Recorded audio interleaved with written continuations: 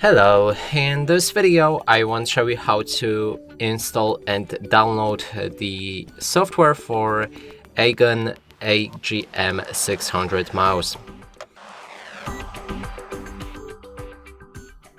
To do this, first you will need to open the AOC.com website, navigate to the drivers and software, then you'll be able to find your AGM600.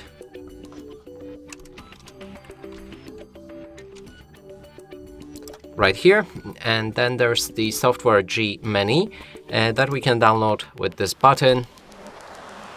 Then wait till the download is finished, click on it and proceed with the installation.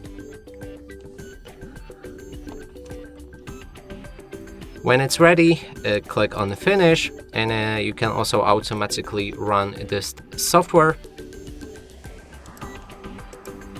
And here we have it.